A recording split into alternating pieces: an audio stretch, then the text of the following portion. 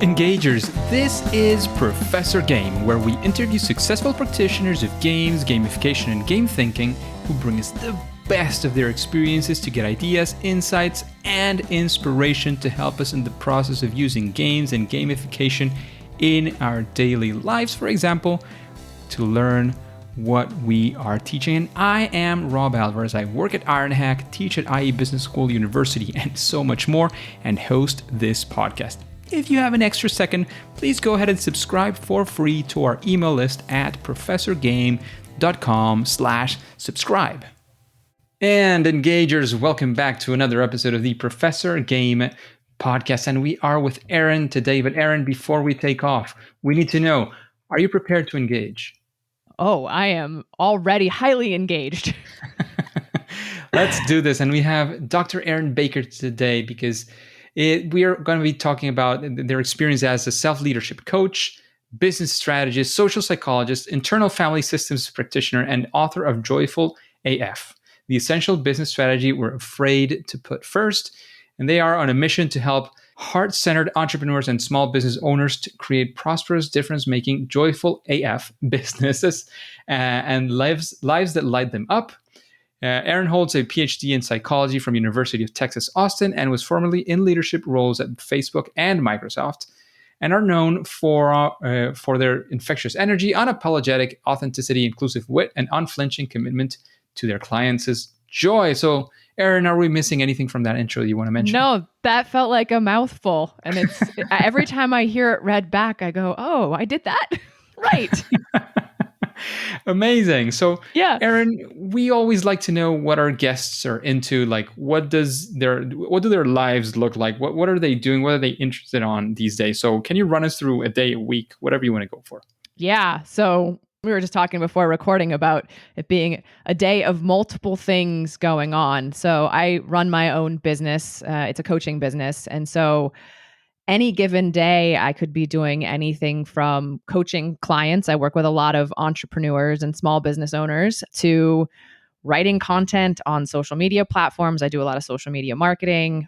I just finished a book, so I've spent a lot of time in the last few years writing Joyful AF and doing a lot of learning and studying and always trying to hone my craft. I'm really interested in, as a psychologist, the human mind and how can we get to understand it better, and how can we understand how to make this thing we call life a more joyful experience, I guess, is for lack of a better word. So I'm doing all kinds of different things in that realm, and then always trying to find time to play in the day, whether it's in the work I'm doing or playing outside. I have a basketball hoop and I live in a really great neighborhood for walks where I can kind of frolic in wildflowers.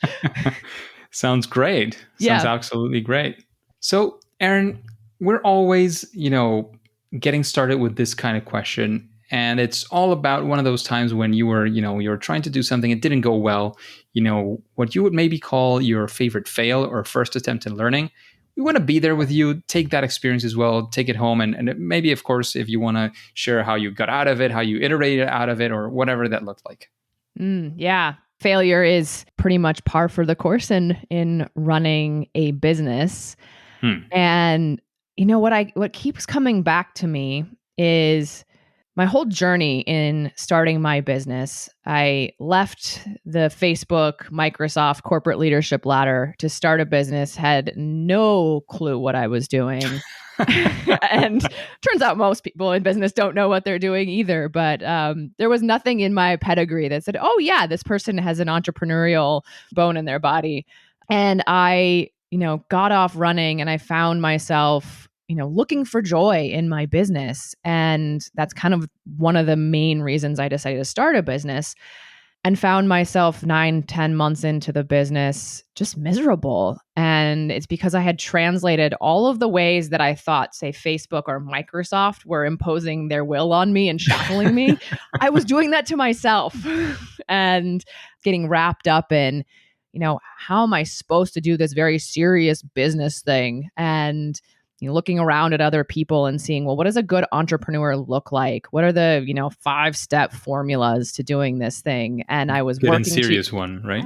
right. And I was working hustle and grind culture. I got to prove my worth as an entrepreneur, and I've got to be working all the time. And there were a million different things I could be doing. And about 10 months in, like I said, I was successful, but miserable. And that became the place where I started to look at, wait a sec, I wanted to have joy in my business. What does that look like? And that's around the same time I started to discover the power of games in my business. That's one form of play. And it's now I can't even count how many years I am in business. 4 years in business now. And I've been playing and following joy for the last few years. And it's been one of those processes of I lose the joy, find my way back, lose the joy, find my way back. But now I know how to recognize when it's happening, and I know how to playfully get myself back there. Huh, amazing. And I guess you're kind of doing that already in a way. But if you were to start this process all over again, right? You were in that, first year, that first 6 months or that first month. What would you do differently? Like, how would you start in a different fashion to make it more joyful or make it better for you? Well, I think the first thing would be to have recognized that it's not easy to just put joy first. We live in a society that wants us to be, very linear, very serious, very logical. And, we hear this word joy, or we hear things like play, but that was something that was in our childhood. And now we are serious adults. So if I would have even had an inkling at the beginning that, oh, I can't just say that I want to have joy in my business and it magically appears, that I needed to actually find ways to deliberately infuse that into my day-to-day life. So I would have been much earlier on asking myself, what is a way to play in my business? How can I make this more fun? Taking the pressure off. And one of the things I love about games, it's at least the ones I've created and played, is they take pressure off of the outcome. I don't ever play a game that has a win that I need to win. I mean, it's great if I do. But the process and the joy along the way that allows me to get into sort of a curiosity mindset and a creative mindset, that just right there shifts everything. And that's what I would have intentionally done every day is, how can I play? How can I get creative? How can I get curious? How can I turn this thing that I don't want to do or I'm scared of into fun? Sounds amazing. It sounds like a good way to approach things now. And talking about, games and joyfulness, would you run us through again another story, but this time of something that actually went well using these strategies? Like, we want to be there with you. We want to know what that looks like and maybe some of the success factors. Yeah. I have multiple examples that just went through my head. So I'll share maybe two. One, I want to give you, since this is a show about games, a very specific one, which is at one point early on in my business, I did not create this game. My former mentor, Rich Litvin, created this game. It's called the 90-Day Money Game. And I played this 90-Day Money Game. And the idea is that you set some pretty high target of revenue that you want to bring in during that 90-day period. And then what you really want to track is all the things that lead up to that money coming in, because a lot of people in business will focus on that, how much money is in the bank, but that's sort of a lagging thing from all the other activities you did to create that revenue. So I was at an event and Rich was the one leading the event, and he got me on the microphone and said, Erin, how much money do you want to make in the next 90 days? And someone previously had answered something that he wasn't satisfied with. And I had written down a ridiculously high number. It made no sense given where I was in my business, but I didn't think he was going to call on me. So I wrote down this number, and I'm pretty open with it in my book. So I wrote down $100,000, and I had not made half that. And I was really early in my business at this time. So I wrote down that $100,000. And then he asked me, what could you do or offer somebody that a single client would pay you $100,000? And what was beautiful about that question, I didn't actually offer anyone, I'm still to this day never offered a single person a $100,000 coaching package, but it got me thinking about what are all the ways that I am,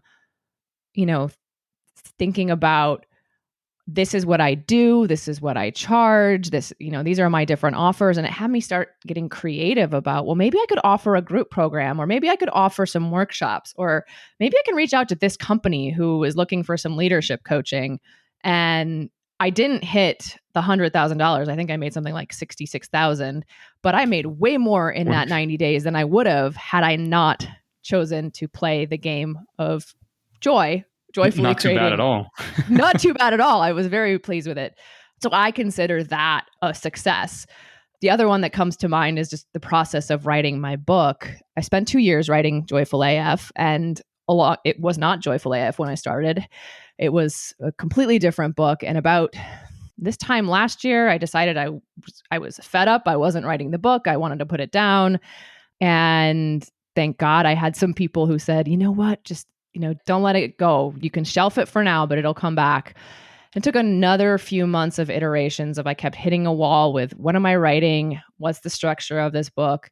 Losing the joy over and over again until I struck on the most joyful way for me to write my book was to pretend like I was having a podcast interview. And so what I did is I recorded into Otter AI, my phone, my entire first draft of my book. And it turned out that not only did that help me get over all the blocks I was having around writing, but people now reading the book are telling me how much they love the fact that it feels like a conversation that they're having with me. I like that one very much. So actually, let's double click there. Like, yep. What did that, like, you said you did it as an interview, as a podcast. What does that mean? Like, were you doing as if you were being interviewed? Were you just chatting up what you were thinking? Like, how did that go? Kind of a mixture. So before writing the book, I had hosted my own podcast, and I ended up not being able to multitask. So I had to put the podcast on pause. But so I thought about, what are the kinds of conversations that I'm having with people on my podcast and what kind of questions are coming up. But then I also thought about, how do I normally record a solo episode? And that was sort of the impetus for thinking about, okay, let me speak into my phone as if there's an audience out there listening. Interesting. And I recorded in bite-sized pieces. Some pieces were 5 minutes long. The longest one was maybe 20, which then ended up being maybe 3,000 words. But these little sound bites really felt like I was, imagining an audience that was either asking me questions or I was just, giving a monologue to. Interesting. Yeah. Interesting. And then double clicking back into the first story, actually, you mentioned that, you set up a goal, and that's super important to have the goal of where you're going in your game. What does the game look like? Like, can you give us a little bit more of details how that, like, not, of course, we don't necessarily need like, what are the clients that you got and all of that? Like, oh yeah. What was the structure? Like, why is that a game? Because if you just say like that, it sounds like, I set some goals, and that's like very typical business stuff. Yeah. So part of the game was thinking about what are the metrics that you need to track along the way. So for me in a coaching business, the sort of client funnel starts with way back in I meet somebody, maybe it's over the internet or in person. I have a connection with them. I have a conversation with them that has nothing to do with coaching, but at some point I might invite them to a coaching conversation.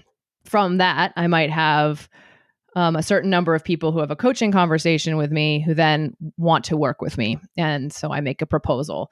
So those are some basic metrics. So I had to work out some numbers there around, how many people would I have to have that initial connection with to get to the certain number of clients I had. So there was some gamification of, well, how can I go meet people and finding, these interesting places to go, whether this was before the pandemic. So whether it was in town or conferences, and then what are the creative ways to invite people who don't know what this thing called coaching is into a coaching conversation. So there were little games there. And then when it came to the numbers in my head, I realized I couldn't just offer one-on-one coaching packages.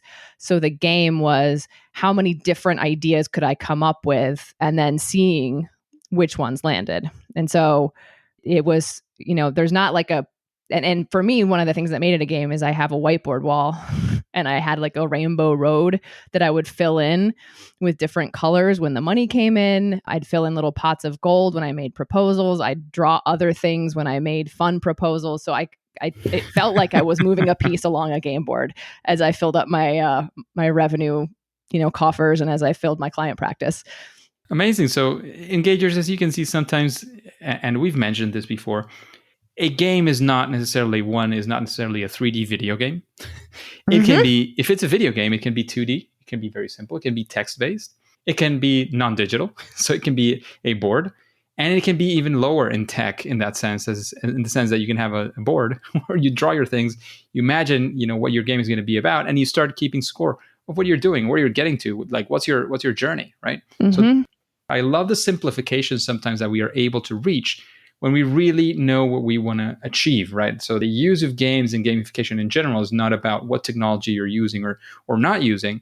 It's about how you are, either yourself or your clients or your students or whomever you're targeting. How are you pushing this user into achieving their own goals, right? So students' goals are learning, or at least in theory, right?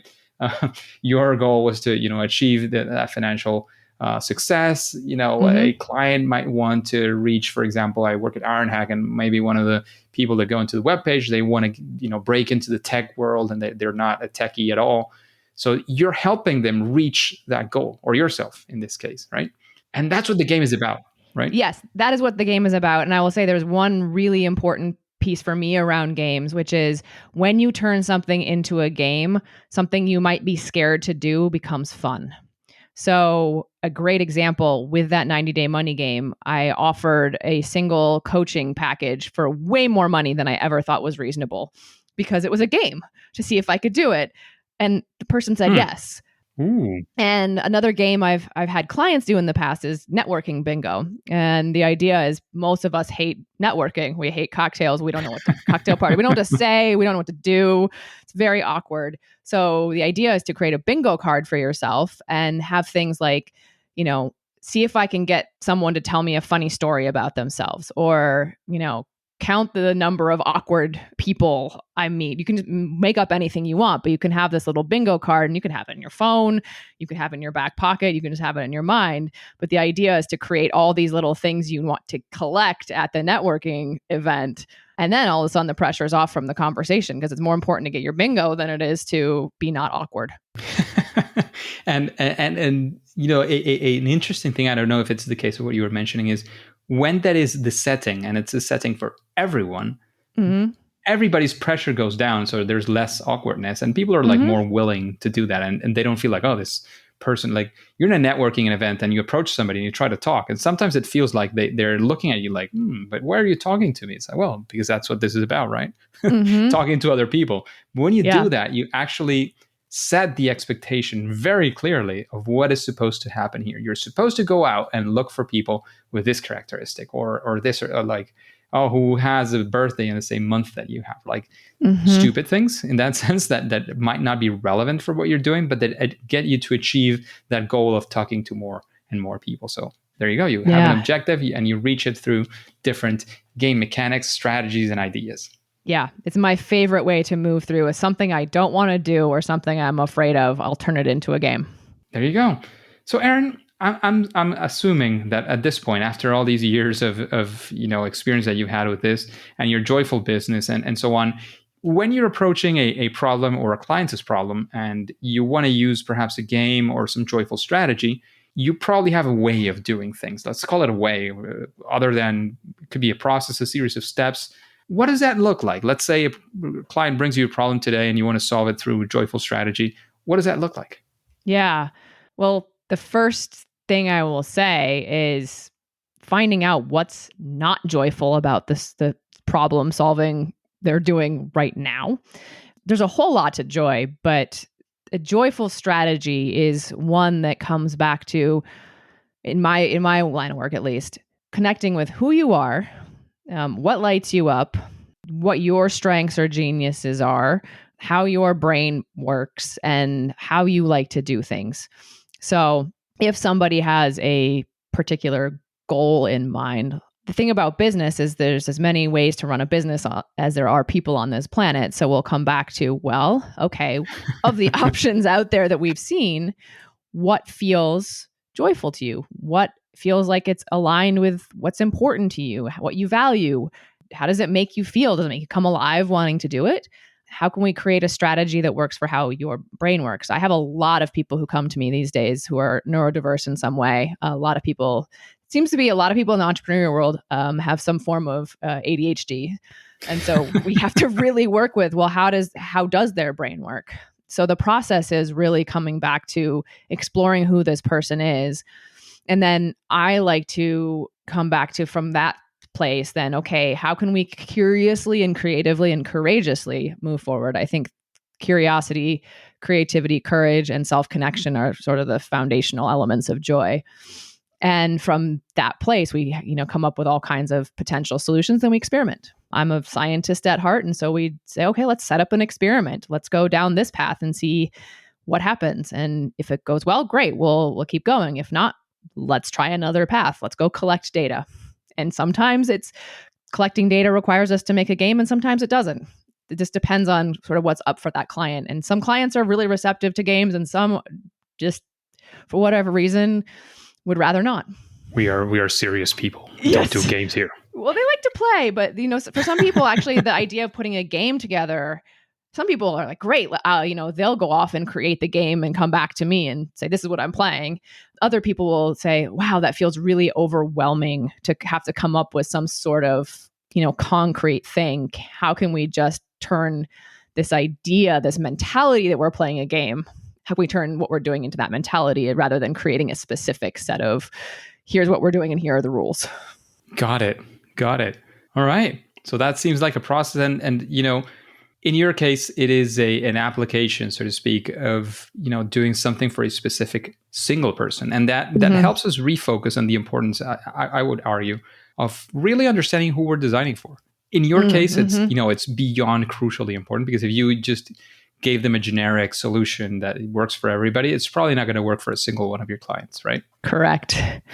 Yes. So there is where, understanding if it's one single person, that is amazing, because you can have a laser focus on that person. But even if it's not, even if it's a group of people, you can still cater for what seems to be the personalities, the interest. What are the things that get them going, this group of people that you're targeting, or the single person? And then, Absolutely. all the creativity and all the ways of designing, creating, coming up with things.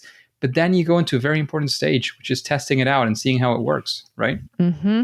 Yeah. I'm a scientist by training, and I also spent, my days in Facebook and Microsoft. I was a user experience researcher and leader. So I'm all about, the design thinking process, which really works well for entrepreneurs. And you're absolutely right. I haven't had too many instances of a CEO or small business owner wanting to take games to their team, but the same thing absolutely applies. It's okay. Now, how do you talk about the personality or culture of the team? And how do you bring in everybody and their own interest to play something that's fun towards a goal? Yeah. Absolutely. So thank you very much for that, Erin. Just a quick break before we continue. Are you enjoying this podcast? If you're listening through a podcasting app, please subscribe and rate us on the app. This will be of great help to reach more engagers so we can change the world together through gamification. And Erin, when you're, creating all these things with all the experience that you've had, there must have been some things that sort of jump out and say, oh, this is the kind of thing that I always have to think about, or best practices. Not silver bullets, but, something that you would say that, when you're using games, when you're using joyful strategies, think of this or use this, and your project is probably going to be at least a lot better. Yeah. So I would say the best practice I have is keep checking in with yourself as to how joyful is this game, this strategy. What happens all the time is we think something is going to be joyful or fun, or we think something's going to work, and then it doesn't. And then sort of our or doesn't feel good, it's not fun, it's not as playful as we think. And then the easy thing for our brains to do is say, well, clearly following joy doesn't work. That's not true. We can't always think our way into what's going to be fun, right? You can imagine if you go out to a restaurant and you look at something on the menu and you think you're going to like it, and then you know what? Oh, wait, I don't like that food. And so a best practice really being checking in on joy constantly and being really willing to pivot as your joy demands. Especially, and that's, I think, part of the scientist mindset that you were mentioning before. It's be willing to be wrong, and that's fine. Like you go at it and say, well, let's try this and see what happens. If it doesn't go right, it doesn't mean I'm dumb. It doesn't mean I'm a bad person or anything. It just means I have to try something else. Yeah, and it's okay for what brings you joy to change too. It's okay that it was joyful for a moment and now it's not. Exactly. So things might change. You might be at a different stage. Your clients might be at a different stage as well. So think about those things as well. And keeping up, like, this was kind of a great recommendation. Is there, thinking about these questions about the topics of the podcast, I don't know if you had the chance to listen to other interviews, but is there somebody that you would think like, oh, I would really like to listen to the perspectives or the insights of this person, sort of a future guest for Professor Game? Yeah, I've been thinking a lot about that. And what comes to mind, and I don't know if he does podcasts at all, but Rich Litvin, who taught me the 90-day money game, has a lot of really innovative ways of stretching people's thinking using different types of games. So he may or may not be doing interviews these days, but he'd be someone that, if he is, would be very interesting. Amazing. I'll have to catch back with you with the spelling of that name so that we can try to catch up with him. Or if you can make an introduction, that would be even better, so that it's a little bit closer to having him on the show. So, Erin, is there, of course, right next to your book, Joyful AF, is there a book that you recommend, to sit in our libraries right next to yours for the engagers that they would definitely profit from? I had a really hard time with this question because I just absolutely love books and I read so many of them. What I'm going to go with today is what just keeps popping out on my shelf right now in bright yellow, is a book called The Long Game by Dory Clark. And, she's using the long game, not an actual game, but I think one of the things that we as humans really struggle with is staying in things for a long time. And I actually do think what we're talking about in terms of games can really help that. But I love her book for how do you think about, being in something for a really long haul, especially if it's 5 or 10 years. And she has very concrete strategies you can implement for being able to stick with things when it gets bumpy, really is how I like to think of it. It's funny you're saying that, and it's something that's been sort of popping back into my mind. The way at least my brain is built is, in a way, it's a little bit on the opposite direction. I am that kind of person who might stick to something for maybe too long, just because I said, I'm going to stick with this, and I do it. There's cost also fallacy.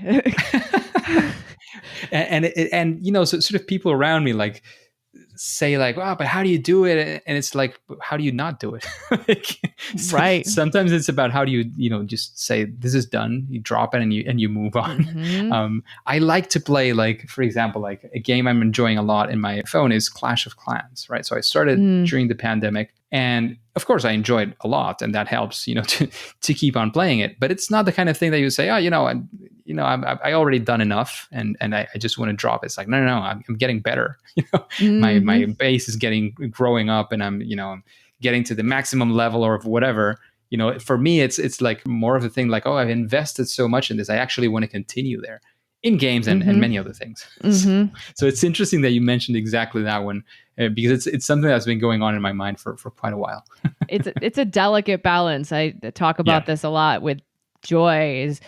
It's really good to know that this thing we do called life or business is a long game, and how to be in it for the long haul. But it's also really good to know when you're in the sunk cost fallacy and when it's time to cut loose and do something different. And it's a very, very delicate balance, and most of us don't get it right.